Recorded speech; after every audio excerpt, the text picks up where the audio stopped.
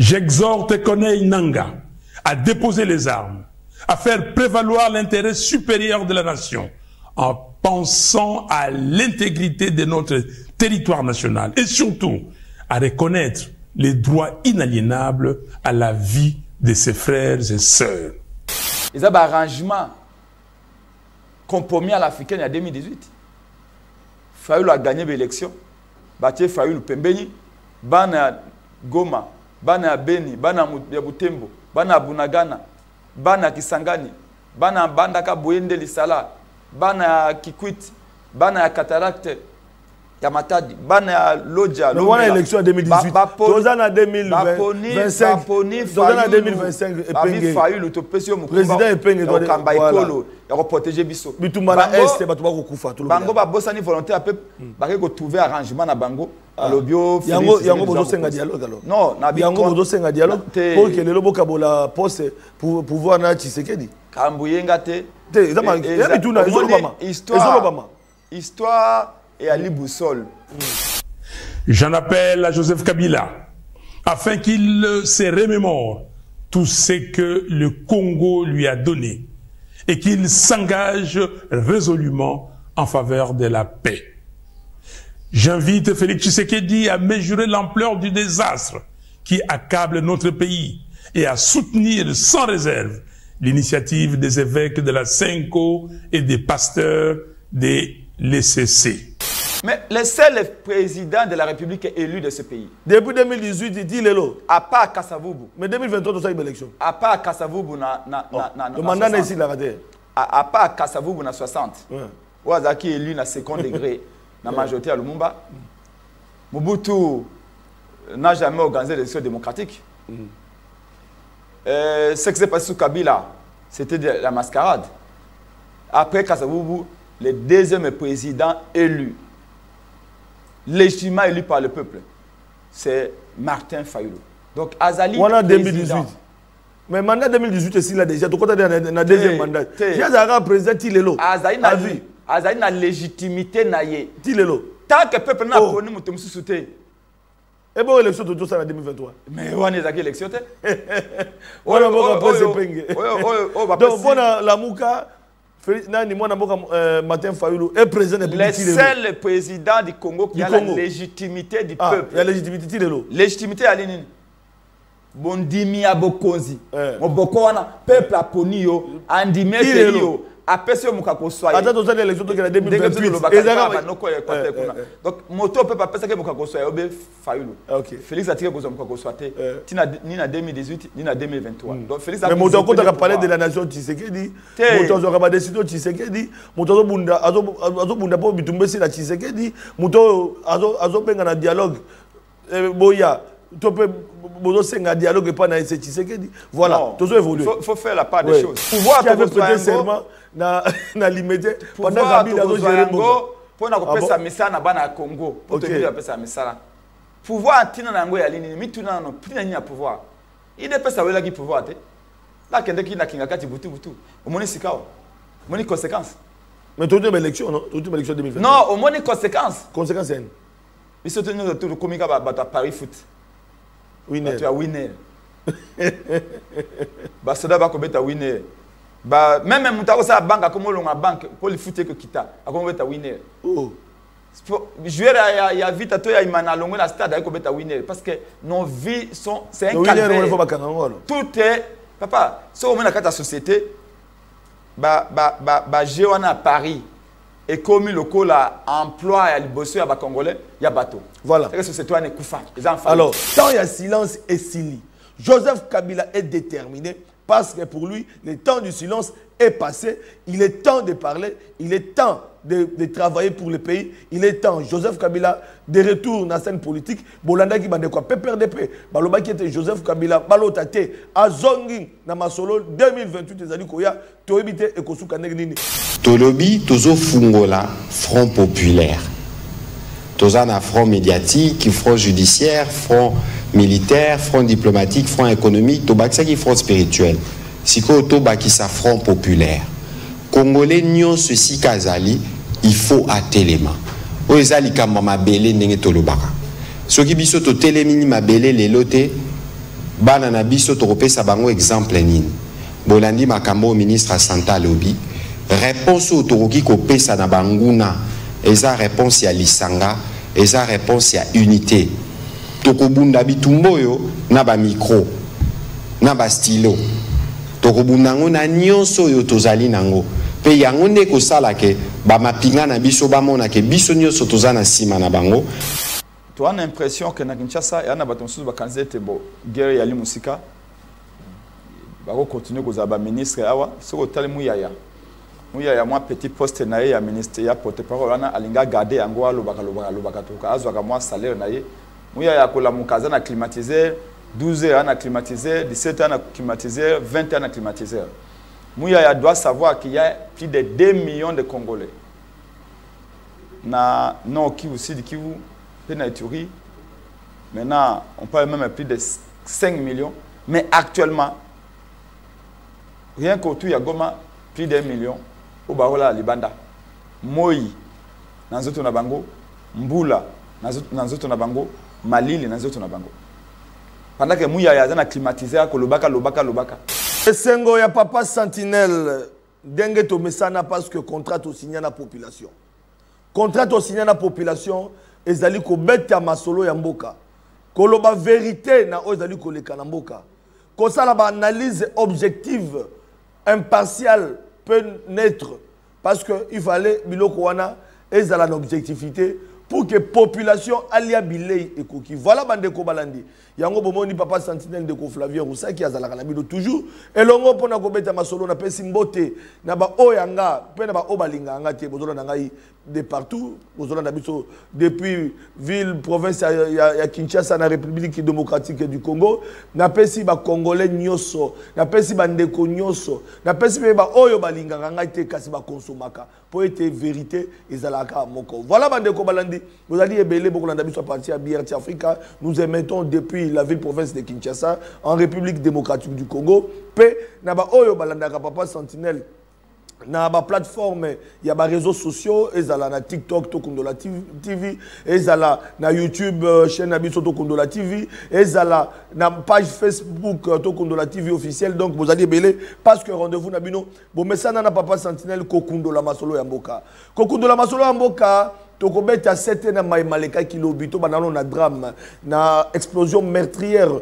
o esalemaki na Kivu boyebi ete ya solo ba congolais ba kufi na meeting oyo ya Corneille Nanga AFC oyo bazali ba supplétif ya Rwanda ba oyo bazali soutenu par le Rwanda parce que boyebi ete Rwanda akobundisa biso Rwanda azali ko soutenir ba M23 parce que par rapport au Conseil de sécurité zalingaite par rapport au Conseil de sécurité des Nations Unies et ici il y a solo que Rwanda azali ko soutenir M23. Voilà bande ko balandi lors du meeting bande ko na lobela ki yango moko lobité parce que pendant que nous étions en direct Nanga était en train de tenir son meeting na Bukavu kasi boyebi makambo eleka ki ministre de la santé a participé bilan na hôtel ba mort il y a ba congolais oyo bazwa ki likama. Selon certaines sources, on accuse l'armée rwandaise parce que la population est d'accord. Na Kolobama recrutement et Congomani, il semblerait que le message wana ya Corner Nanga est dérangé la population qui zomé là. Corner Nanga na Kananango, Rwandais, betaki bombe parce que les militaires rwandais n'ont pas retiré. Voilà, ce sont des informations qui sont à notre possession. Kasi pona koyano la namituna ya makamuzadi koleka na Est et la République démocratique du Congo, na nenga bomesano ministre information pe porte-parole ya média mwana mboka Patrick Muyaya ndenge tolobaka asalaki briefing tozalaki wana merveille toto pona kolandela mai malobama ki po ete na ngonga wana biso pe tozalaki sous en direct pona kolobela makambo mboka ndenge papa Sentinelle za toujours na bino na wakati ya masolo boyebi yango et sengeli boye ba ete kuna pe ministre a répondaki mitune zaki ya ba journaliste mitune zaki ya biso ba pesaki bokozwa yango na kati ya émission na biso ya mokolelo Martin Fayulu pe akangaki munoko te bande ko balandi Martin Fayulu bokozwa yango pe na kati ya émission na biso interview to pe voir message na ye oyo apesaki na ba congolais pona kosenga na Nanga na Corneille Nanga atika mandoki aleka na voix masolo atika mandoki po ete ba kongomani ba kokufa pe akondanaki agression rwandaise pe na nzela na yango pe asengaki Il y a solo na bayi politique na Félix Tshisekedi ale kapé na koyoka mongongo pour être ya solo sengeli ko solo la pour makambo ekende liboso bokolanda yango na kati émission na biso ya mokolelo mwana mboka Moïse Katumbi président et ensemble pour le changement et c'est bon baïté mwana mboka Moïse Katumbi ya solo yepe après ça qui makanisi na ye pour na ko condamner agression rwandaise après ça qui makanisi na ye pour na ko luka kimia na est pour être ya solo ba kongomani bazali ko kufa kasi atikala ki ko condamner régime ya Tshisekedi te a condamner pe na ngambo mosusu te kasi atalisi ya solo était esengeli ko solo la esengeli ko tala mai mazali ko leka esengeli ko luka kimia na est République démocratique du Congo, moi Namboka Moïse Katumbi a élevé qui voit na épée à l'obaki papa oyo tobandaki kobenga l'homme de Kara oya université à Kara après tribune naé oyo esali tolé lelo baba lobby parce que c'est bon été depuis Joseph Kabila abimi asali discours naé batoba kola la pongité batoba kola la pongité à travers tribune naé parce que ils allaient qui interview ils allaient qui tribune ils allaient qui réflexion car ces réflexions wana il y a mon Mboka Joseph Kabila Kabange président honoraire il y a Mboka Nabiso il y a solo à partir d'Afrique du Sud et Ningisa Kimboka bolandi ba réaction il y a bato à perdre dans l'obéla kiango parce que tout le long il y a ba jour oyo tu allez commettre à 7 ans sortie médiatique il y a Joseph Kabila kasi mokolo ya lobby Joseph Kabila anyataki mabele ya Namibie Joseph Kabila taki devant ba journaliste bandeko balandi mon Mboka Joseph Kabila a brisé le silence à lobby que tant il y a silence et sili Joseph Kabila est déterminé parce que pour lui, le temps du silence est passé. Il est temps de parler, il est temps de travailler pour le pays. Il est temps, Joseph Kabila, de retour dans la scène politique. Bolanda qui bande quoi, PPRDP. Baloba qui était Joseph Kabila, Balotate, Azongi, Namasolo, 2028, les années Koya, Toébité et Kosuka Negnini. Bokozwa, intégralité nango avec Papa Sentinelle dans les jours à venir, disons, dans les temps à suivre, parce que tous allez dans un programme, mais j'ai prévu, pour les Congolais, dans le système Aliso du Kola Aliso. Vous voyez que Papa Sentinelle dans la cheville 7, Bokozwa interview. Il y a Joseph Kabila, Yemo Kazali Koloba, avec Papa Sentinelle, mais nous n'allons pas manquer de commenter sur cette actualité. D'autres questions, on va tourner Jama Kabound Abimi, effectivement, mais débat ils allaient autour parce que l'avocat y a Jama Kabound, de Bozali Kolanda, Bazali Koloba était Jama Kabound, Abimi na recours, Basala qui na cour de cassation, et Zali juge, il y a plutôt avocat, Babundi, Basambi, Yango Jama Kabound Abimi, Jama Kabound Abimi na grâce présidentielle, Wana selon Bande Konabiso et Alliance pour le changement, Babete Jama Kabound a bénéficié de la grâce y a Tshisekedi T. Mais d'autres sources rencontrent en regardant Jema Kabound, ils allaient dans le pouvoir, Babimissier pour jouer opposition, Nangambo pour neutraliser, à jouer rôle Oyo et Kabola pour que a dominer, Ezalaba Fayoulou, Ezalaba Katumbi, Ezalaba Kabila, ils allaient jouer à UDPS, Bango Babimissi Kabound. Ce sont des questions que les gens se posent, ça se raconte dans la rue, mais Papa Sentinelle, en tant que journaliste d'investigation, n'a coupé sa réponse, mais Toyambaki, cadre, il y a parti Moko, il y a parti, il y a Jean-Marc Kabound, mais après ça qui précision, pour n'a pas obazo qui tenté, beaucoup de na YouTube, il y a Papa Sentinelle, dans tout le TV officiel, beaucoup d'émissions, wana, puis après ça qui va précision avec détail en ce qui concerne Jean-Marc Kabound par la voie autorisée, il y a Maître Fall Mamba. Donc, question, on a, n'a pas obazo qui gagne. Mais na Oetali Mike Moukebaï, jusqu'à présent, Mike Moukebaï, Azali Kaka na prison à Makala. Mike Moukebaï est dans la prison à Makala, il n'a pas été libéré. Papa Sentinelle, Mike Moukebaï va libérer. Honorable Mike Moukebaï, Azali toujours dans la prison à Makala. D'ailleurs, moi, je suis Moïse Katumbi. Alors, qui était, il y a solo, et Sengeli va libérer Mike Moukebaï parce que Azali prisonnier politique. Mike Moukebaï, par rapport à faire, lui reprocher, n'a pas Azali vivre dans la prison à Makala, selon le président. Il y a ensemble, moi, Moïse Katumbi, Mike Moukebaï n'a pas sa place dans la prison. Il y a Makala. Voilà, Bandeko Balandi. Tokobeta Masele, Tokobeta Masolo. Masolo Zali Ebele, pour na Kosolo Nabino, Kasi.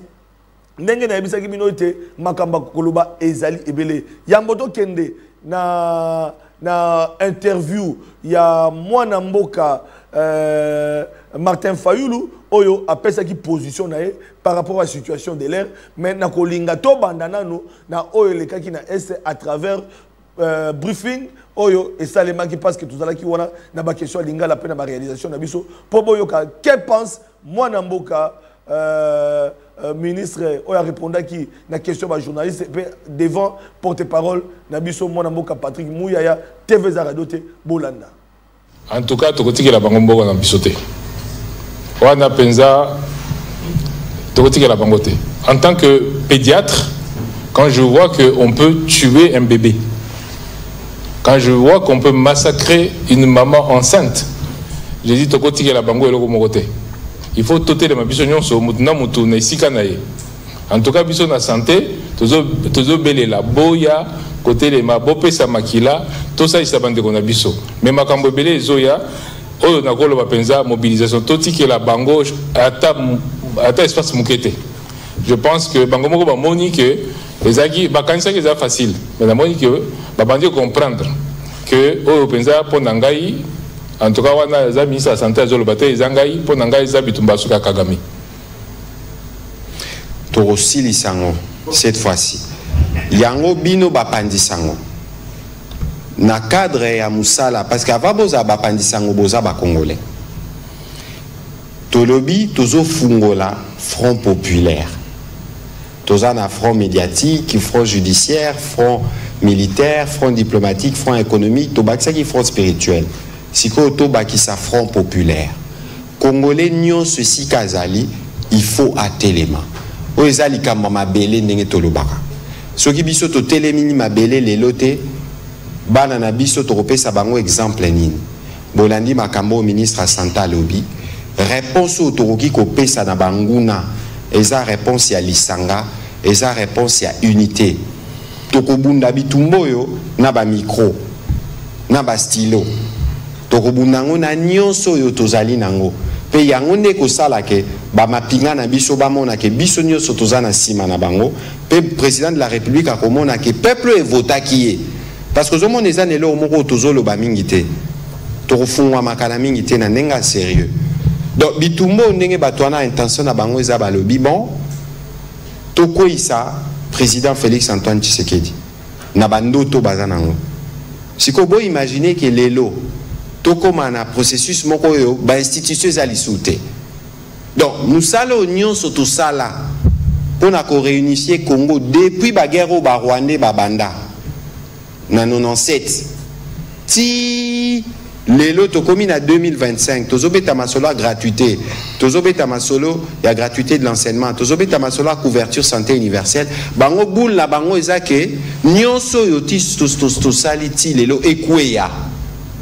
Donc, il y a pantin à bango, il y a pantin à bango na bokonzi awa, et puis sikoyo parlement aux alanines, assemblée aux alanines. Binomo robo mona ou salama na 97. Est-ce qu'il faut tozonga wana? Est-ce que ça na congolais moko akoki kondima moko zonga sima? Yango na lobaka bitumbo eza bitumba président Félix Antoine Tshisekedi te. Bitumbo eza bitumba ya ba congolais nyonso dans l'air bozonga bandaku. Bobete la Batouma solo, qui est au communal solo Front Populaire. Front changé. Président de la République, Assa Pesa Kimbela. Yendaza, commandant suprême, Yaba Front Nyonso. Y compris à Front Médiatique, y compris à Front Populaire. Parce que guerre au Congolais, Torola la Kaka. Mukolo, ba Rwandais, ba Robima na territoire, na biso pe ba rotika biso Kimia. Message au Torotine de la, ba compatriote Nyonso. Kabao bazana Canada te, bao bazana Paris te, bao bazana États-Unis te, ba Congolais nyonso bisika bazali na mokili, ba telema. Président de la République a ça le baki samedi, l'air azo solo là, na ba député ya Union Sacra le baki, nous devons rester debout. Yango tozo loba, Congolais telema, Congolais shimama, Congolais jukai, hein? Congolais telema nde balobare pa na bino na Congo central et la kisi ke soki biso nyonso to telemi ndenge mokonzi ya mboka telemi eloko moko ekoki kosala ma ezate eloko moko pe ekoki kolonga biso ezate yango tozo beta siete mingi bo landa biloko ya ba poison rwandais nazane sengo mingi tozaki na Suisse na maman première ministre o babeti ba congolais babeti lisolo ndenge nini bango moko bakoma ko déconstruire makambo ya lokuta neti makambo eleki mikolo ya baswahili jamais ezala jamais pe koki kozala kasi nyonso wana soki bozomona boyeba ke ennemi baza déjà très malmené kasi il faut pas totika yango tozo continuer pe pression au plan diplomatique au plan ya mapinga pe mutu akosa bino te musala pe ezosalama au plan judiciaire bino moko bomonaki procureur à cour au plan médiatique oyo biso na bino tozotelema mikolo nyonso mpe na mikolo ezali koya tokokita terrain mpo tokende kolimbolela bakongole bisika nyonso bazali badetail ya bitumba oyo tozali nango tozalaki na ministre Amin Awa apesaki bino baraison pourquoi Rwanda akontinuera kaka kopiller Est RDC parce que moitié ya budget na bango eza mbongo ya moyibi eutaka awa nyonso wana tolingi tochango tocha point final yango ba continuer comme bazalaka toujours na ba complice na kati bazui ba complice na bango bolandaki makanisi ya mokonzi ya mboka malamu na bitumbo toza nango pona kolonga yango malamu il faut biso nyonso tozala soudé il faut biso nyonso tozala uni na sima mapinga pe na sima mokonzi ya mboka l'air tokobando kende na terrain. J'espère que Boroya Penabiso partout bisika toko kende. Tobete la ba congolais lisolo abitumba oyo po bano ya biso bazokola. Ba comprendre déjà au bas âge que bangope bazana devoir vis-à-vis ya mboka oyo. L'avantage ya position au président Zanango lelo c'est que zo la musa biso nyonso. Pour na ko comprendre que ceux qui au bateli Congo te nanya ko batela. Ministre Santa Lobaki a biso loko tozo compter à liboso zana nous biso moko. Donc bandeko bazana diaspora, bandeko bazana kin, bandeko bazana ba province mususu bazala ya kotelema. Pona bandeko na biso bazana Bukavu, Goma, Ituri, pe na ba territoire mususu, Ituri ezaka mususu mais bango pe tozana besoin ko exprimer tous les jours solidarité pe soutien na biso au regard ya ba agissement ba groupe armé zakuna. Mais bao bazana Goma, Bukavu na ba territoire sous occupation. Il faut bango pe batelema. Botelema boza la vigilance parce que batouane loko balingi ezaka koboma. Momona kindenge bazo sala ke bana na biso bakende ke la cité. Wana ba crime de guerre. Momoni pe lelo na Bukavu loko basali. Ville bango moko baza ko sécuriser entre guillemets haute surveillance. Mais comme bazara ba terroriste ba koti makamba ba attentat. Bombe explosée. Volonté na bango eza moko ko créer ce climat il y a terreur pe ko bangisa mais kasi biso ndenge toza ko telema ba congolais ya ba province nyonso na ba parti pe mususu nde toza ko telema ba compatriotes baza na ville Goma Bukavu boyeba ke boza bino mokote yango na mikolo ezali ko ya alerte ko fungwama na makambo etali mobilisation pour s'assurer que ba congolais au baza kuna ba mona pe ba marque ya solidarité à ba congolais au baza bisika mususu ndenge zo salama na makila ministre Santazo pesa. Voilà, nous rentrons à Kinshasa ndenge tolobaka parce que nous avons à Kinshasa après briefing il y a porte-parole au gouvernement. On a les ministres de l'information, le ministre de la santé, il y a des questions, il y a des Congolais, il y a des journalistes autour, il y a des situations où ils allaient coller dans l'Est de la République démocratique du Congo, notamment à Bukavu, mais il y a Bandeko. Alors, parce que nous parlons de la ville de Kinshasa, nous disons que c'est une mesure mis pour l'Italie d'embouteillage parce que Edi Ieli Molangi, vice-gouverneur, il y a ville province de Kinshasa, il y a solo Otikali, na Mokumba, Oyo, Bakino, Bazali Nango, Edi Ieli, parce que les loyo, Bakino, Bakomi, tout dans les embouteillage, Bamoni, amélioration. Moi, 2 jours, on a tamboli, la mon embouteillage est diminué, mais Babouchon, ils ont zangaté. Ils ont zangaté parce que ils allaient continuer. Il y a solo vice-gouverneur, Bakino, Bazo, c'est la solution, surtout dans Oitali Banzela, Maboulou, ma question est belé, Mokumba, il y a solo Zamba Sungayo, Bolong et Tumbawana. Na Daniel Bumba Oyo Azali Elongona yo Bozali ba gouverneur na vice-gouverneur l'équipe d'Abino. Parce que nous parlons de la situation sécuritaire. Bon, bien, basango na elongo, c'est-à-dire basango na ba protestant, babanda ki kotambola après kokutana na mwana mboka Martin Fayulu, kokutana na mwana mboka Félix Tshisekedi, bakende ki kokutana na Moïse Katumbi, bazokutana na bakutana ki na Franck Diongo, bazo continuer kokutana na ba chef d'état ya africain, notamment na Kenya. Et mokolo ya lobi c'est que ba été bazalaki na Congo Brazzaville, bakende ko sala nini. Voilà vos réponses à travers éléments. Catholiques et protestants ont multiplié des rencontres auprès de certains chefs d'État, à l'instar des présidents Félix Antoine Tshisekedi, Paul Kagame et William Ruto, en vue de trouver une solution de sortie de crise. Aujourd'hui, la délégation du clergé catholique conduite par Monseigneur Donatien Tcholé, secrétaire général de la Conférence épiscopale nationale du Congo en sigle CENCO, et celle du clergé évangélique, conduite par le révérend Eric Senga Nsimba, sont venus solliciter l'implication du président Denis Sassou Nguesso, qui a une grande expérience dans la résolution des crises en Afrique, pour une rencontre au sommet entre les présidents de la RDC et du Rwanda, pour mettre un terme à ce conflit par le biais du dialogue. Il s'agit d'une initiative de la paix prise par les deux églises. Et le président Denis Sassou Nguesso a une expérience incontestable. Il est la plaque tournante de la réconciliation en Libye. Il a joué un grand rôle dans le conflit en RCA avec le Seleka. Et en ce qui concerne notre pays, il a toujours été présent dans les grands moments où les Congolais se retrouvaient ensemble pour rechercher la paix. Vous vous souviendrez que dans le cadre de l'accord de Sun City, celui qui était le médiateur et le président Massiri s'est ressourcé auprès de lui. En ce qui concerne le dialogue qu'on a eu à la cité de l'OIA, piloté par Eden Kodio, c'est tous les dimanches que Eden Kodio venait se ressourcer ici.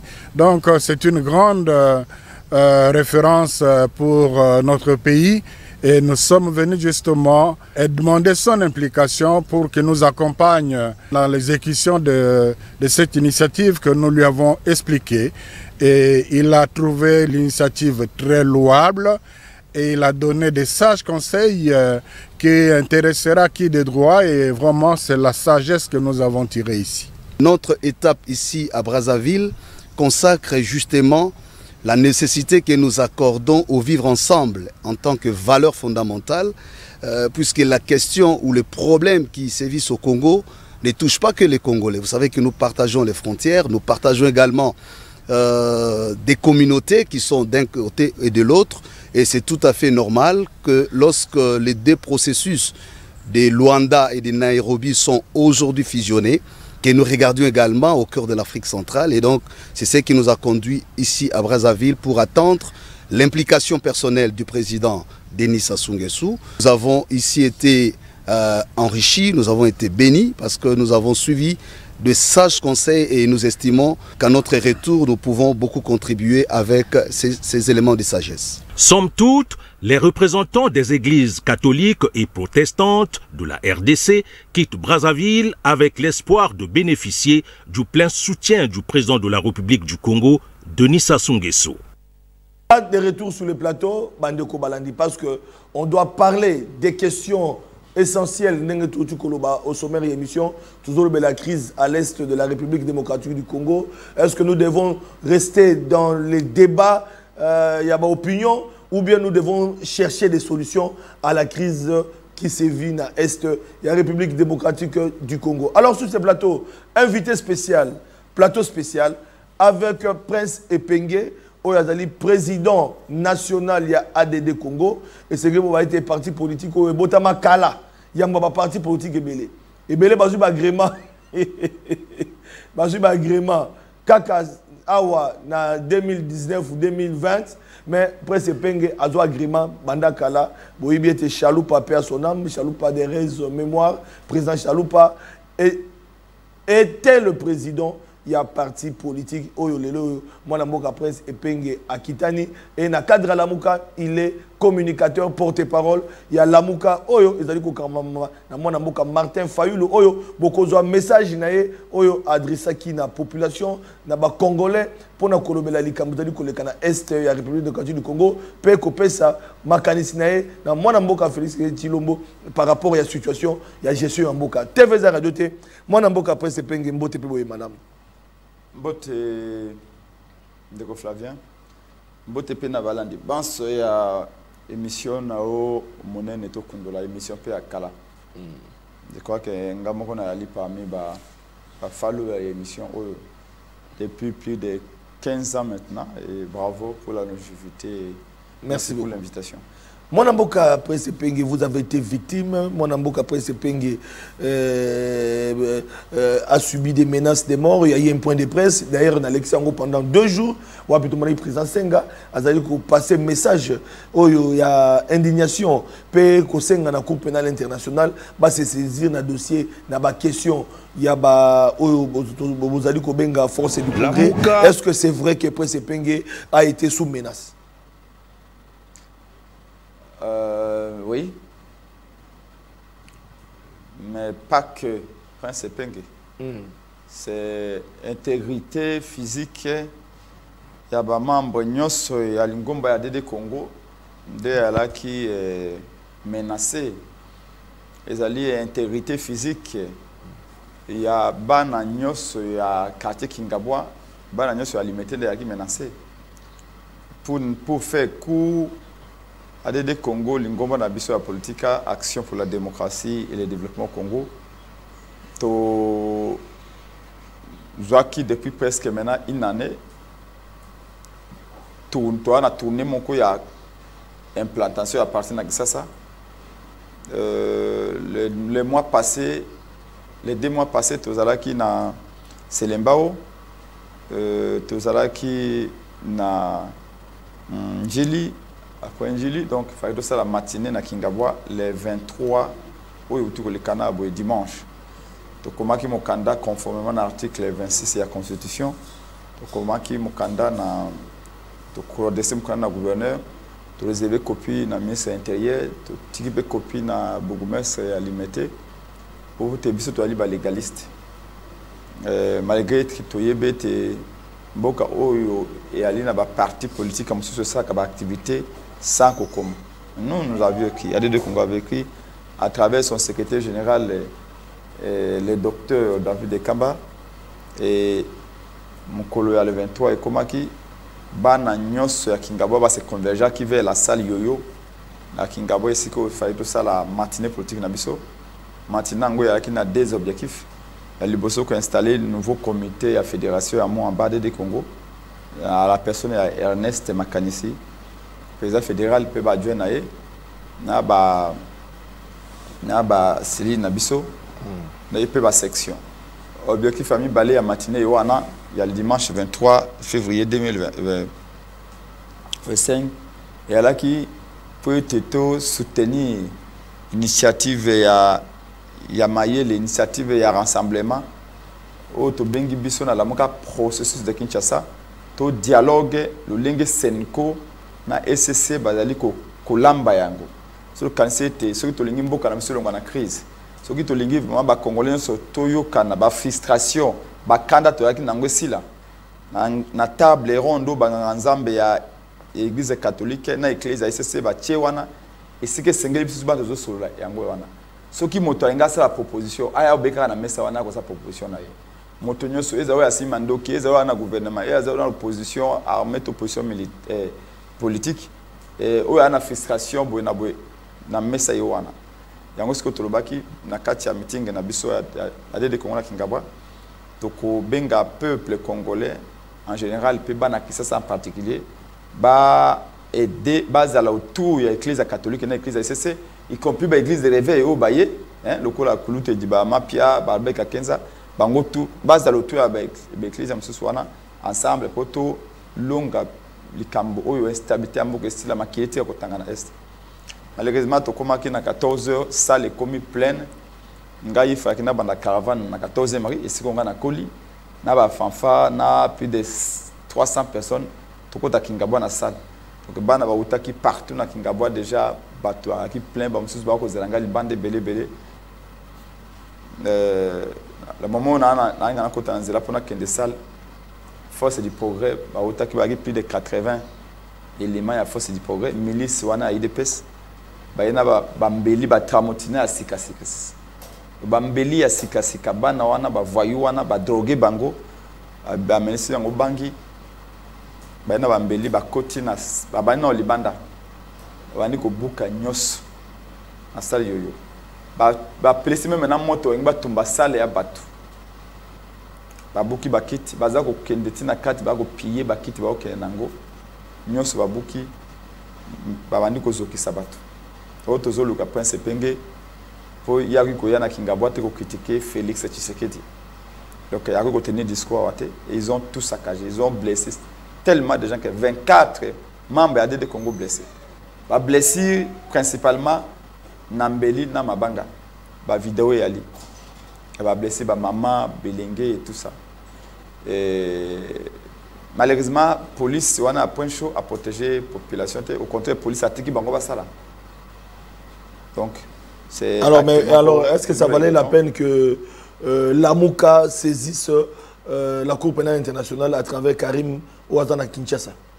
Oui. D'ailleurs, mon conseil à la Cour pénale, il y a un lobiango.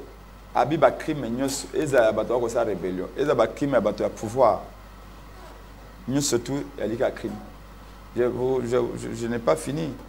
Que force du progrès na Boutouana, il faut enlever président de la Fédération de Congo Mwamba Ernest Makanisi. Ebi lelo na tongo ba utiko benga biso na la police ya côté ya Monga Fula kuna que ba retrouver na Monga Fula nu police de bengi biso na 4 heures bengi fiancé na 4 heures. La délégation de Congo ce que Monga Fula ba ke no kota na conteneur kuna ali nu abi boya na bilamba. Donc ba droguer ye pourquoi? Parce que il y a un organisateur matinée politique à Kingabwa. Pour la présidente de la fédération de Kingabwa. Donc, évidemment, j'ai vu l'émission de Jacques Chabani à Sakina confrère Nayo Thierry Kambunda Top Congo. Oui, Azako Lobake à Benga Kingaï. Oui, effectivement, le ministre intérieur à Benga Kingaï, pour nous retourner ce qui s'est passé, je lui ai expliqué. Alors, il y a un bateau pour une banquette. Jusque-là, il y a une enquête. Donc, depuis qu'il qui appelle les vice-premier ministre, ministre de l'Intérieur, Jacques Chabani, par rapport à la situation, où il y a saisir la Cour pénale internationale, à Bengio, mais jusque-là, accompagné une banquette. Aucune enquête. Il y a un téléphone. Bon, on a posé un banquette. Oui, mais a-t-il dit quand même, la police est là pour nous protéger, police est pour nous protéger. Le ministre de l'Intérieur, je vous ai toujours dit que moi, tant que je nommé Jacques, j'avais dit, j'ai confiance à ce monsieur parce que je connais sa tête. Tous les gens qui ont combat, c'est parmi les bataillons qui ont IDPS. Mais j'espère qu'il ne va pas nous pousser à dire le contraire, dans la mesure où ça fait depuis le dimanche, les gens qui ont attaqué, côté de l'hôpital, surtout, si on a bien l'hôpital, Batouana a porté na banzoto, maman a arraché Moussounyatolo, maman a 65 ans, la force du progrès. Mais cadre ADD Congo, président de la fédération Mwamba, enlevé, les locaux ont retrouvé dans la police dans 4 heures, donc force du progrès a enlevé. Voilà. Ce sont des faits graves et donc je voudrais, moi je n'ai pas besoin d'un ministre intérieur. On a besoin de pour ça nos années. Parce que là, le ministre intérieur n'a pas service pour tout le monde. Je respecte ce qu'il fait, mais je voudrais qu'il y ait une enquête indépendante. Parce que colossal il faut na futa ba dommage nyos ba buki sal na bango ba tumba menda kuna bango ya sale ya munene force de progrès à pied ba kiti nyos il m'appelle je dis non c'est pas moi qui paye c'est l'État congolais qui doit payer c'est l'État qui n'a pas si assuré la sécurité. Donc maintenant ça te met en conflit na moto après ça qui se passe et loi qui se passe le président élu Martin Fayulu Sungingai na ba président monsieur Alamuka ngai moko on a en train de payer beaucoup d'argent pour les soins à bateau à Boukani. Comme ça, il faut tout le bango na radio, tout le bango na kiné. Et combien de blessés? 24. 24 blessés, mais pas de morts. Il n'y a pas eu de morts. Pas de décès, pas de morts. Sauf eux qui a levé Ernest Makanisi. Après 5 jours, président de la fédération Mwamba, côté à Monga Fulakuna, et presque un état moko pité, secrétaire général voilà, de combat d'aller médecin, il m'a allé à la substance toxique, ça qui est pas aller évanouir pour Kaikuna. Donc c'était tentative d'assassinat. Moi-même, ils ont dit que Bayakinde pour Nakobomangai na kata salle. Comment peut-on dans un pays sérieux, milice, au lobby et au lobby, on a CPI à de la force du progrès. Mais le lopo va attaquer Penge peut-être dans le monde entier le Belango. Mais combien de victimes de force du progrès sali na kota ga Malik na Ipen na Binza. Il va dégager force du progrès sali parce que force du progrès à Kingaba va tout va bien go. Et à la base na yango na Izam Kingaba Izam on entré à Poilo. Bakanga batu, bakotra ka batu.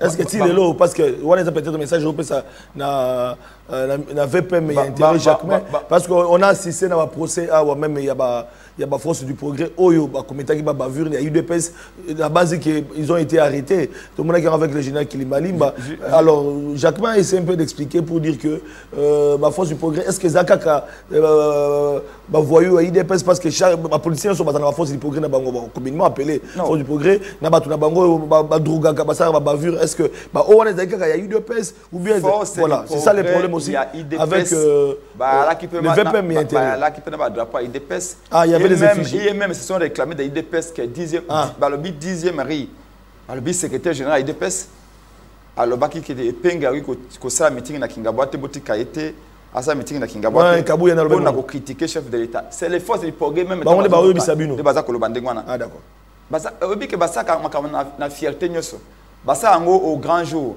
parce que Babé était protégé par le régime Tshisekedi.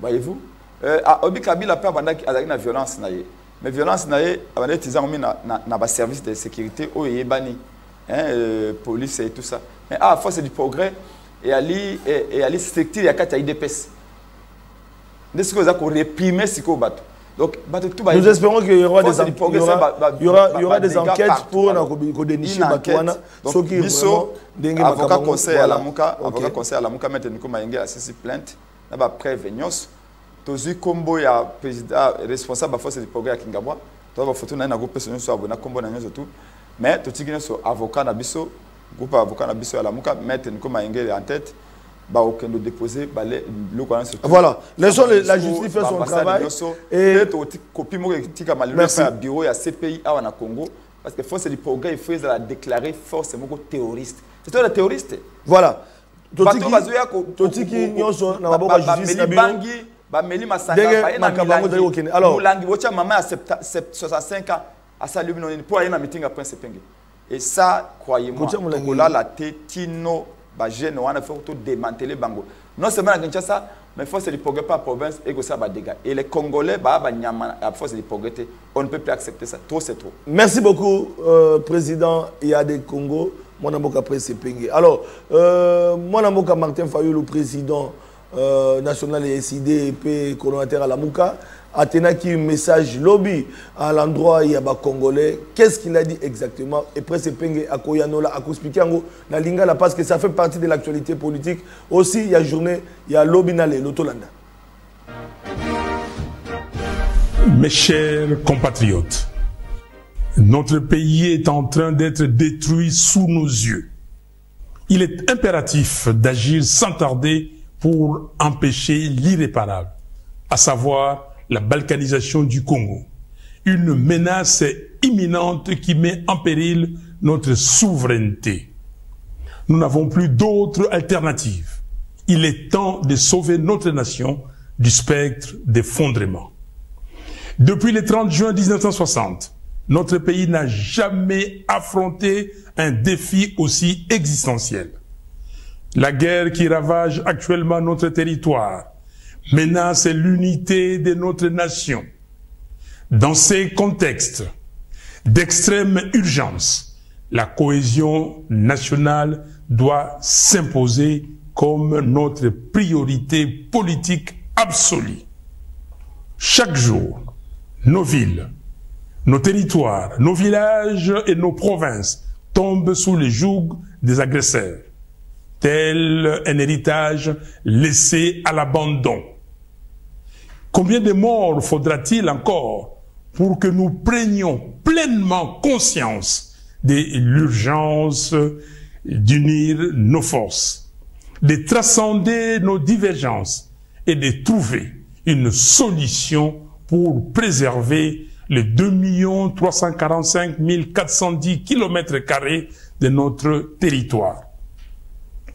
La balkanisation du Congo, insidieusement orchestrée sous nos yeux, ne saurait être tolérée.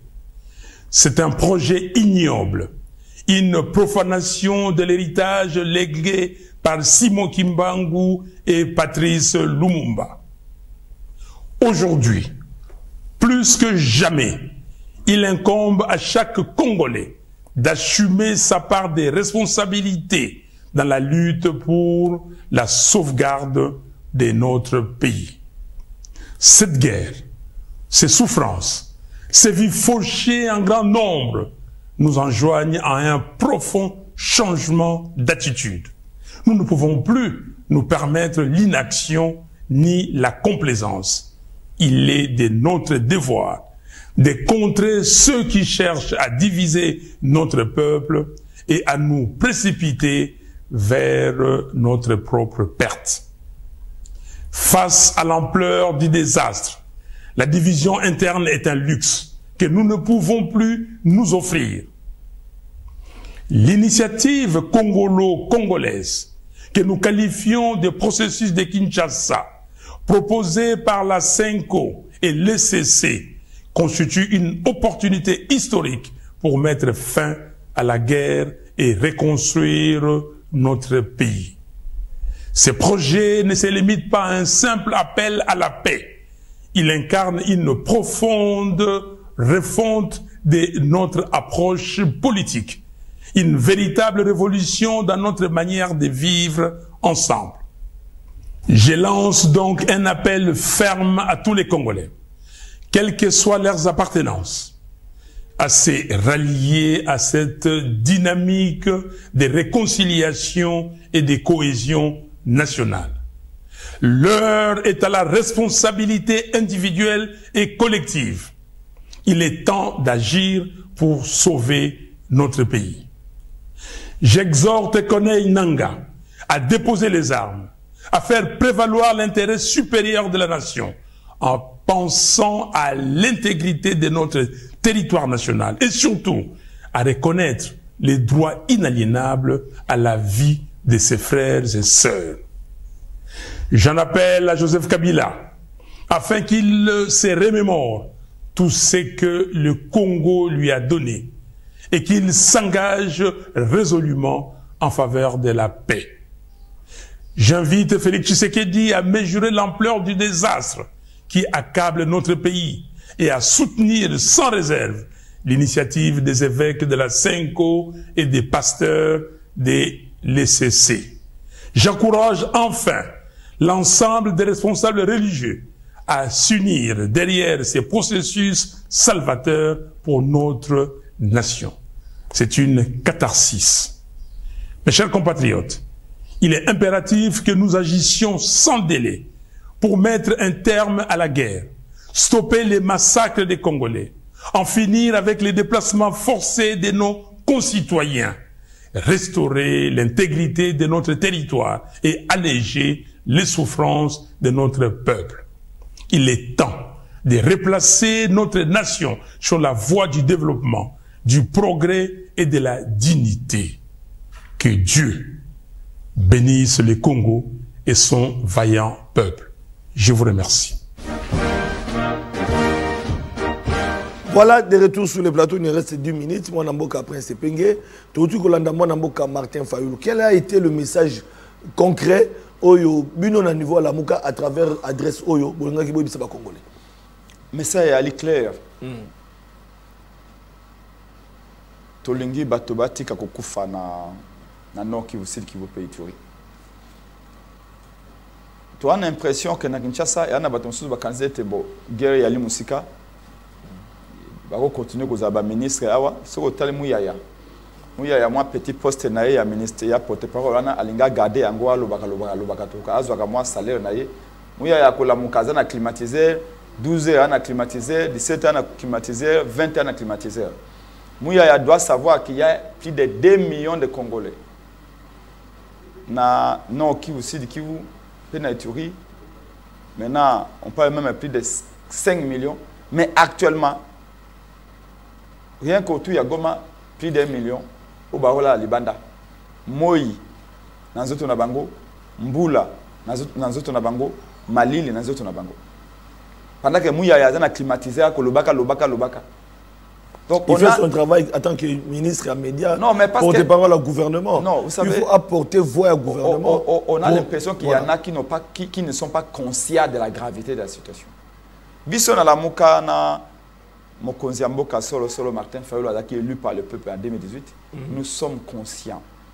Tout est responsabilité à l'IA Bisso. Bisso est au même qui mon peuple appelle ça qui n'est Bisso Mukumba et Kamba Ikolo. Discours est l'écaté. Discours est l'écaté. Ils ont regardé le lot. Pour Flavien Akoma, la vérité des journées. Flavien Azali Foui a passé naïe.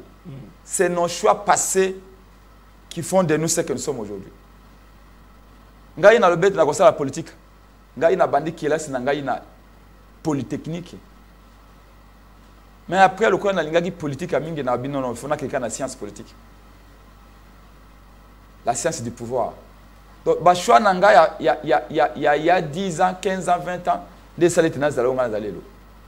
Donc, l'homme doit toujours chercher à savoir d'où il vient. On n'oublie pas l'histoire. Les chaos qui règnent au pays aujourd'hui, ils allaient deal politique, deal électoral il y a 2018. Ils ont un arrangement compromis à l'Africain il y a 2018. Fayulu a gagné l'élection. Batie Fayulu Pembeni, Bana Goma, Bana Beni, Bana Butembo, Bana Bunagana, Bana Kisangani, Bana Bandaka Boyende Lisala, Bana Kikwit, Bana Cataracte, Yamatadi, Bana Lodja. Nous avons l'élection en 2018. Nous en 2025. Nous en 2025. Président Epenge doit protéger Bisso. Bitumana Est, Batouba Kufa. Bango Babosani volonté à peu trouver arrangement na Bango. Yango Bozo Senga dialogue. Non, Yango Bozo Senga dialogue pour que le Lobo Kabola poste pour pouvoir na Tshisekedi. Kambuyenga te.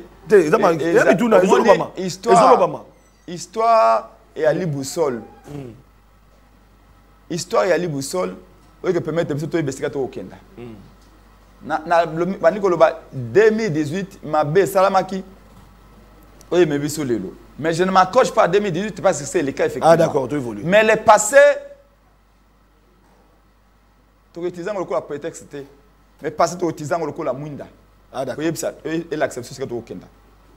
Lelo Biso Tolobi na lisku ya Mokonzi Mboka Martin Fayulu. Lisku na ya lobete Lelo Mokonzi Mboka. Mais le seul président de la République est élu de ce pays. Depuis 2018, il dit Lelo. À part Kassavubu. Mais 2023, tu as une élection. À part Kassavubu le mandat n'est ici la raté. À part Kassavubu na 60. Ouazaki élu na second degré na majorité à Lumumba. Mobutu n'a jamais organisé l'élection démocratique. Ce qui s'est passé sous Kabila, c'était de la mascarade. Après Kassavubu, le deuxième président élu, légitimement élu par le peuple, c'est Martin Fayulu. Donc Azali. On a 2018. Mais mandat 2018 aussi là déjà. Tu connais le deuxième mandat. J'ai un président Tilelo. Azali na légitimité naïe. Tilelo. Tant que le peuple n'a pas connu mon souté. Et bon, l'élection de tout ça en 2023. Mais on est à l'élection. On a encore posé Penge. Donc, on a la Mouka, Martin Fayulu est président de le seul président du Congo qui a la légitimité du peuple. La légitimité de l'eau. Légitimité à l'Inine. Bondimi à Bokonzi.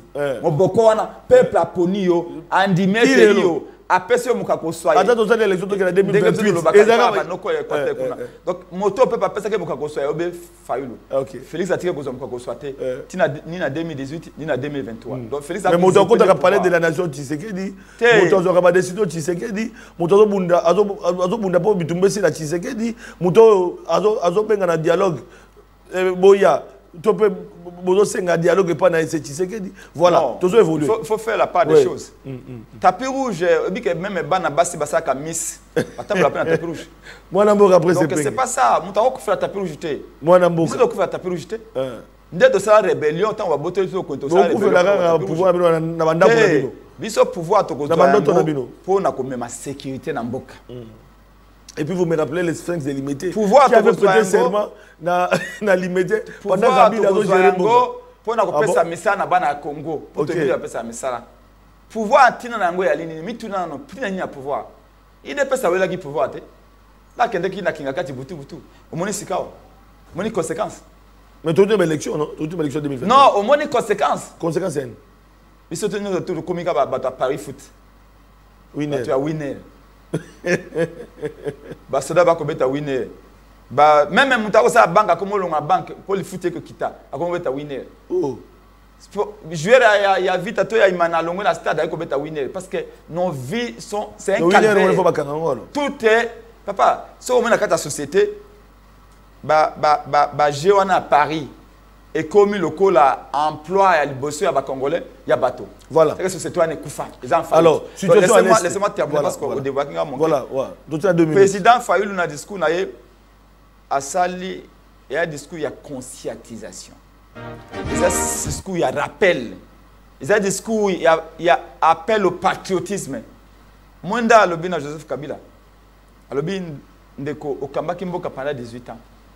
Rappeler nous surtout mboka ifai pona yo ndenge Clinton alobaka rappela ka citation ya président américain mususu ya kala abi tuna nini ko tuna kateka ke o ekolo ko sala pona yo mais tuna pe nini yo ko sala pona ekolo Joseph Kabila o ya lindeko tala ndembo ekomi c'est rappeler ko kambambo ko pendant 18 ans o wana responsabilité pena pona bola mamboko o ekoma atali koné nanga abi ali congolais lokola ngai na yo avant ni connaît nanga te alobi nanga ali congolais de bino bolobaka de père et de mère mais là si mandoki abi tika mandoki si mandoki ba congolais musu ba kokufa to masto kende na masolo to yo kana moto mutalo ba mabe ya moni dialogue to bong sekolo alobi na Félix Tshisekedi tika ko tia ba frère na ba catholique quoi tika ko lo balde langage yo moko lobi na ba catholique lobi na SSC bokenda liboso bo mona batanso plutôt sur le token dialogue yo moko tindi muyaya kende ko epsi muyaya o lo bala ba onke onga tinda ki bangote mais à quel jeu joue Félix Tshisekedi et puis lobi bakutana kina Sassou est-ce que vous avez un impact après okutana na président Kenya le président ya Congo Brazzaville impact ni bozango na makambo biso Congo donc moi mboka matefala bengi pe banganga nzambe église de réveil abimbala oyo bino tout bo se coagilo tout ya initiative yali obi idée ou ta obeka na motomoko mais idée est comme un principe dans la société ceux qui battent sur bazui yango comme le la idée à bango nyos alors pour terminer donc yango mona saka appel wana discours il y a unité il y a rassemblement et je voudrais ici dire au président Fayoulou bravo parce que bisinga na imolobeli à peuple bisika nyos na ko tambola ozala bana ya Kasai bana Équateur bana Katanga province orientale ba tout ba ko be ngai même pas na ngai kuna loje balobi bravo. Discours, il y a fallu là, discours, il y a unification. Discours, il y a rassemblement. Discours, il y a conscience. Il y a que le baïté. Objectif de la catholique, la guerre doit s'arrêter maintenant. Alors,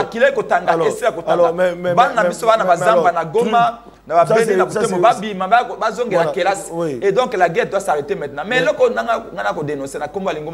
pour terminer, c'est la fois la mouka. C'est que l'union sacrée, on débat dans le logique à Colombo. Batokuna bokipenda mamboka wana. Bazana no wana. Biso ko tant que toko gérer koto, toko za basale koto yo, tout va bien. Non. Nous voulons de l'unité, pas une unité théorique. D'accord, tu l'as dit. Unité réelle. C'est-à-dire que les longs avions, na koma na Goma. Na Goma, na kende Bunagana, na kende Rusuru. Alors, dans ce cas, alors vous partagez le point de vue à Joseph Kabila, la tribune médiatique, à travers sa tribune, où à PCP, voie des sorties, c'est là où il faut dialoguer. Non, Tolobi Batonyoso, il faut dialoguer. Kabila pe senga za na mesa dialogue. Papa, biso ba kobeka biso na Fayoulou. Ba papa ya dialogue. Ça fait combien d'années déjà? 3 ans. Otolobaka. To solo là ba ka bisote. Là tout le monde est pas de dialogue. Mais toi ton ngi ba pesa biso raison te. Merci. Nous c'est l'autre pays. de sauver. Il y a urgence. Urgence. Merci. Mais l'autre tant que tu as unité, na ko luba na clout na Bemba. Il y a Zaka rebelle. Est-ce que Bemba nous a déjà dit pourquoi Zaka ba arme contre Mboka na biso? Pourquoi Bemba besoin ba arme contre Mboka? Parce que Bemba aujourd'hui veut donner des leçons aux gens. Toute rébellion est condamnable. Tu condamnes la rébellion naïe, ils sont démocrates. Tu condamnes peu nous n'acceptons pas. Mais atika tolobi toute sa unité. Mais Bemba ok na gauche, akangi bandoki na gauche. Bemba ok na droite, akangi bandoki na droite. Mais yo lingi oso wana bato. Eza lokolo va ne bonga. Ngana va ne bonga et puis na bengi Flavien ya govana nanga ne bonga. Mais bon, alors qu'est-ce que vous reprochez? Parce qu'une plainte contre Kabila, Bemba prête à porter plainte contre Kabila. C'est-à-dire que pour l'instant, par rapport à la situation d'instabilité, pour l'instant, il y a une urgence. M23, ceux qui AFC, Kabila, tout ça. Vous savez, pour terminer, c'est la s'ils ont des preuves, oui. Bien sûr, papa, bande de Bato, on a une guerre silencieuse. Chez Fayou. Mais Bemba était là-bas quand même, un peu ce message. Régime a dit incapable toujours de protéger Bato. Bon, Bemba, vous savez, c'est Abeza Nane. Kabila. Abeza Kabila. C'est que Bemba a la preuve. Pour moi, c'est que le discours à Bemba Wana. Et comme on dit, Bemba a besoin de diviser sur ma casse. Merci. Il a sauvé. Alors que Bemba n'est pas un sauveur. Il ne l'a pas été, il ne le sera pas. Donc, Bemba Zamoutamaïli. S'il vous plaît, Atialon assez à faciliter tâche na basango. Ce qui a Zaki Makas, Azaki ministre de la Défense, non? Il a fait quoi? Donc Bemba, c'est comme si Bemba Kobe tendait cop na mais le transport au moins na salade. Bon, papa, c'est que je lui dis. Il n'est pas ministre de la Défense. En fait, merci. Au moins on n'a pas PC. Merci. Ce soit Zaka Mokonzi. Donc Bemba qui maloko la héros na union sacrée wana, mais en réalité, il n'est pas les héros qui pensent. C'est que nous disons Bemba, c'est que merci. Na âge naie, l'expérience à Nango, Bemba azamuto si on défend à mingi na sagesse. Ya koloba ke bana mboka. Mon président Fayou Lobeni. Merci. Président Fayou Lobeni. Président Bengue, il y a un journal après nous. Tika Mandoki. Tout à l'heure journal après nous. Kenen na logique ba catholique. Abinde au Kabila. Ce que aussi te lobé merci. Donc voilà, il faut qu'il y ait une idée de réconciliation. Voilà, c'est sur ces notes que nous mettons terme final à cette émission. Au nom de la réconciliation, il y a Bomoko pour le Congo qui est liboso. Message à Martin Fayulu. Matondo Tokabona, président ADD Congo. Mon presse et penge porte-parole à la Mouka. Azaki Nabiso Longo. Tokabona Matondo Mingi.